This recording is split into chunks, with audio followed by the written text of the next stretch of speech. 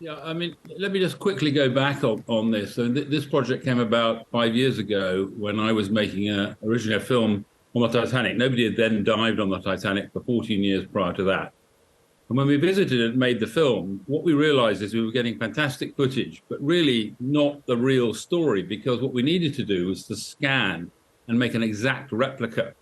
That's very complicated. And then I met a company called Magellan who had this skill base. So we went back last summer with two robotic subs and literally scanned every single detail, every element of the whole of the Titanic and captured it. What does that do? That allows us to actually look at every detail to see what happened. And on one level, you've got the personal stuff. You have, for example, a boiler that we found on the wreckage. And from that boiler, we can actually determine that was the boiler that was keeping the Titanic lights on when it sank. And so we now know who those people were and what was going on. So that's on one level. Another level, there are these ideas that certain people were villains on the Titanic, certainly in Jim Cameron's movie. Officer Murdoch is one of them, who was supposed to have not launched the last lifeboat. When you actually go in and find where that last lifeboat was, you find a little davit which was stopping the lifeboat from launching. So the truth is he couldn't launch it. So I mean these are personal elements, but the thing that really mesmerizes me from the data is the debris field. When the boat went down, it sort of corkscrewed down and chucked out the belongings over a 3-mile radius of belongings from the passengers.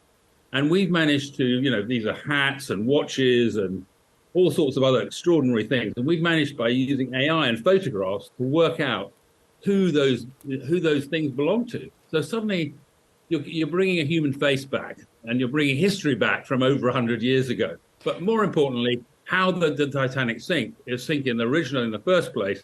We've actually got all the elements there. So we've got a kind of CSI investigation that's going on now with the experts to work out exactly how it sank for the first time. Before we've had lots of theories, now we're getting the truth. How long more do you think it'll take to study every little bit of footage that you've got? Well, it'll take a long time. I mean, it's taken 7 months to put this particular twin together and all the details of it, so it's exactly accurate. What we will now do is the experts are working through the wreckage, as it were, like a crime scene. I think in about 6 months' time, we'll start to get some really serious conclusions. But it's sort of such a new form of history in a way. The experts are actually, using virtual reality and other techniques, they're actually walking into the site of the Titanic, taking the water away and looking at it as though, it's a wreck on the surface. Really extraordinary technology. Yeah. Tell us some of the challenges in achieving the outcome. Well, the first challenges are you've got a wreck which is out in the Atlantic Ocean, very volatile, weather changes, currents change. So for the crew to be working day and night, which they had to, and actually get the data, that was a very big challenge with storms and other things coming in. And now the challenge is really working out where to work on the wreck, because you can imagine this can go to life size, and the BBC actually put it in the Olympic Stadium in London to show the audience how big this wreck is, literally a replica. So you can imagine, you're sorting through a vast wreck. But we're now at the exciting stage. We're now where the top Titanic experts and other forensics experts are really beginning to come up with some exciting conclusions. And, each week now, another personal story rears itself. And you wouldn't have thought it would come from a wreckage of a ship, but it does. Extraordinary personal details are down there on the bottom of the ocean.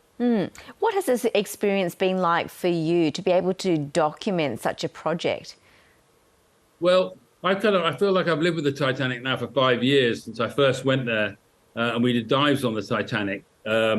But it's very emotional because initially it's a wreck, and then you realize actually it gives up all the personal stories and the personal tragedies. And once you start to get involved in those, it's actually quite tragic. I mean, the ocean, literally is a ground of artifacts, and it's really quite emotional seeing those, shoes and other things. And there's even a letter on the bottom of the ocean which has still got ink on it, and you can actually read some of the words of a letter that was probably written at the same time the Titanic, or same day the Titanic went down. So it's a very emotional journey.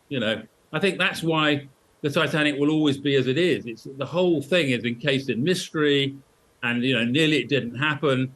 But now, actually, I think there's something new for a next generation, which is involved in technology. And how can we use technology of this kind to tell us things about past history? How do you think that technology could develop further? What questions do you still have about the Titanic? Do you think these questions can be answered with future technology?